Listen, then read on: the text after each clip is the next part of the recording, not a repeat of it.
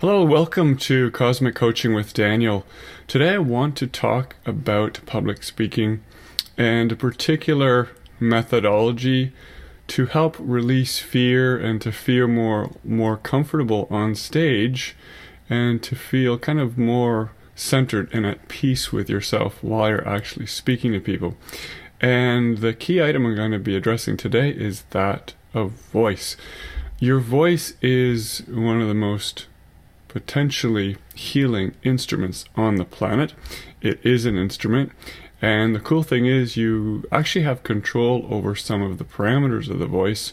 There's many vocal programs out there that teach you how to sort of gently manipulate the different what are called ingredients of the voice.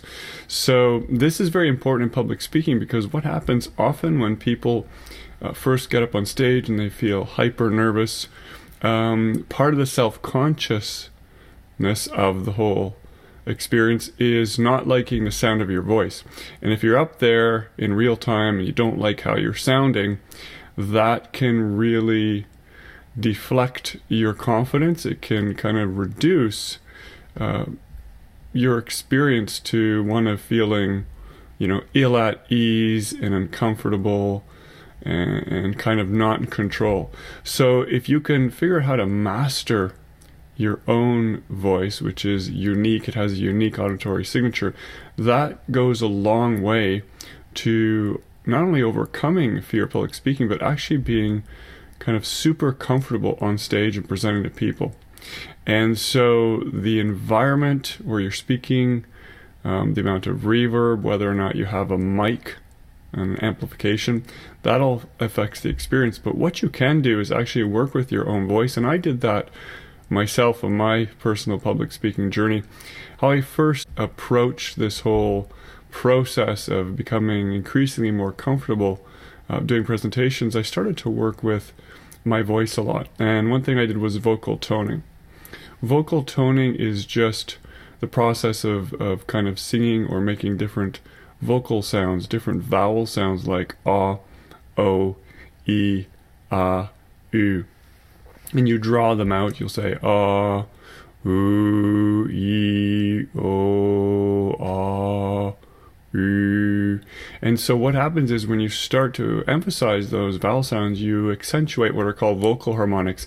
And vocal harmonics actually enrich your voice. It enriches your voice, makes it more sparkly. It sort of expands the whole vocal spectrum, and what you want to do is see if you can create more sharpness and also more deep bassy sounds. So if you play around with these vocal sounds, these vowel sounds, from your lowest note up until your highest note, you'll achieve a couple things. First of all, you'll be able to warm up your voice before a talk, but more importantly, you can play around with that ahead of time. You can actually increase the richness of your voice through these vocal harmonics, and you can play around with different types of sound, the violin, the nasal qualities, the sharpness, the depth. There's literally a dozen different ingredients which you can play with. Now, I'm not going to be able to explore that here because that would take a lot more time and detail than we have here. Check that out about the vocal sounds and the ingredients of the voice, and work with vocal toning. Vocal toning is something that's definitely good for your voice, and it'll help to potentially increase your confidence, as well as it's a nice warm-up device before you get up on stage. Because if you can warm up your voice and also the facial muscles and do the little kind of breathing or cardio warm-ups I suggested in a previous video, it goes a long way because it's your physiology. And when you're expressing on stage, your voice is the essence of how you're expressing yourself. It's not so much the slides, it's not so much about you visually.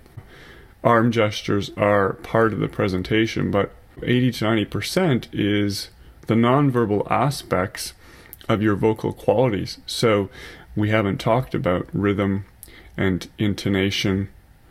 Pauses are very important, but you can definitely work with the rhythms and the intonations, the pauses, and the vocal frequencies. And when you can do this, not only does it help you to feel more centered and grounded and comfortable with your voice, it's actually easier for your audience to pay attention.